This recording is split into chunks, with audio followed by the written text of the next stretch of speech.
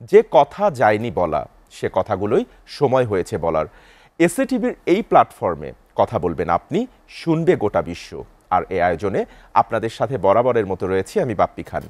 আমাদের সাথে আমন্ত্রিত অতিথি হিসেবে স্টুডিওতে উপস্থিত রয়েছেন বিএনপির সাবেক হুইপ ও বিএনপি চেয়ারপারসনের তৎকালীন উপদেষ্টা প্রয়াত সৈয়দ ওয়াহিদুল আলমের কন্যা বিএনপি নেত্রী ব্যারিস্টার শাকিলা ফারজানা। ব্যারিস্টার শাকিলা ফারজানা, আপনাকে শুরুতে স্বাগত জানাচ্ছি আমাদের স্টুডিওতে। কেমন আছেন? আছি, আলহামদুলিল্লাহ ভালো। শুরুতে যেটি জানতে চাই, আপনার বিরুদ্ধে তৎকালীন সময় অভিযোগ ছিল জঙ্গি অর্থায়নের, যেটি যে কোনো রাষ্ট্রের নাগরিকের জন্য অনেক বড় একটি অভিযোগ।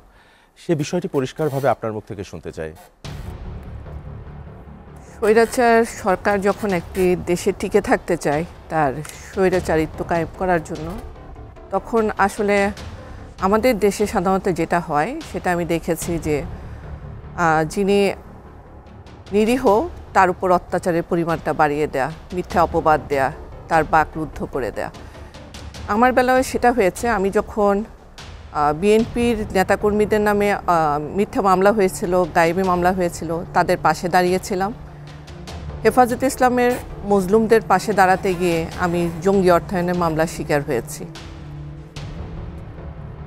আমি 2009 সাল থেকে যখন স্বৈরাচার সরকার তার দেশ শাসন শুরু করেছে, তখন থেকেই বিএনপির নেতাকর্মীদের, যে আমি চট্টগ্রামের মেয়ে, চট্টগ্রামের উত্তর দক্ষিণ মহানগরের সকল মামলা আমি পরিচালনা করেছি এককভাবে।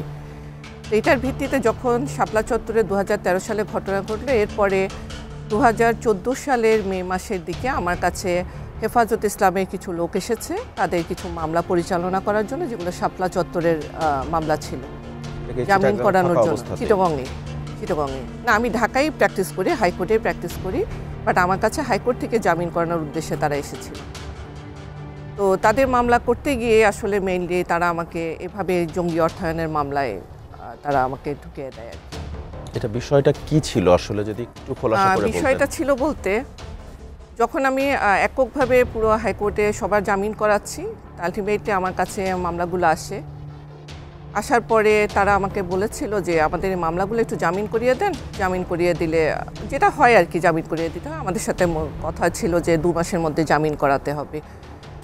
তো আমি 2 মাসের মধ্যে পারিনি। তারা কিছু টাকা দিয়েছিল আমাকে, যে টাকাগুলো আসামি প্রায়, এখানে আমি 300 পিটিশন ফাইল করেছিলাম। এক এক পিটিশন আমার 10 জন করে করতে হতো, বেইলের জন্য করতে হতো। এভাবে আমার মামলাগুলো আমি ফাইল করেছিলাম। তো হাইকোর্ট ডিভিশন তখন আসলে স্ট্রিক্ট ছিল যে তারা হেফাজতকে কোনো জামিন দিবে না। জামিন দিবে না যখন আমি এভাবে মুভ করি, দেখি প্রায় 2 মাস 2.5 মাস হয়ে গেছে, আমাকে বেল দেওয়া হচ্ছে না। কোর্ট এগুলো রিজেক্ট করে দেয়, অ্যাপ্লিকেশনগুলো, বেল অ্যাপ্লিকেশন। এক পর্যায়ে হঠাৎ করে একটা অ্যাডভোকেট ডেইজি নামে একজন লয়ার, উনি হেফাজতে কিছু মামলা জামিন করিয়েছেন। যারা আমাকে মামলাগুলো দিয়েছেন তারা আবার খেপে গেছেন আমার সাথে যে মামলাগুলো আমাদেরকে রিটার্ন করে দেন টাকা সহ, আমরা আপনাকে দিয়ে আর মামলা করাবো না।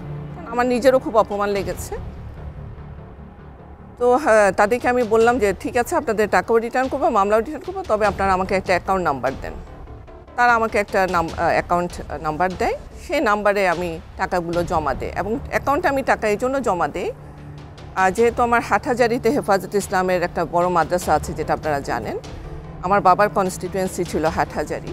তো সেই ক্ষেত্রে আমি চিন্তা করলাম এতগুলো টাকার একটা লেনদেন করব, কোনো বদনাম যাতে না হয়। সে কারণে আমি ডকুমেন্টারি এভিডেন্স রাখার জন্য টাকাগুলো আমি ব্যাংকের মাধ্যমে KYC ফর্ম ফিল আপ করে টাকাটা দিই, যেটা নো ইয়োর ক্লায়েন্ট একটা ফর্ম আছে, যেখানে আমি লিখেছি আমি লয়ার, ক্লায়েন্টের টাকা রিটার্ন করছি। এভাবে আমি এই অ্যাকাউন্টটাতে টাকাটা জমা দিই। জমা দেওয়ার পরে তারা আমাকে এভাবে জঙ্গি অর্থায়নের মামলায় জঙ্গি হিসেবে সাজানায়।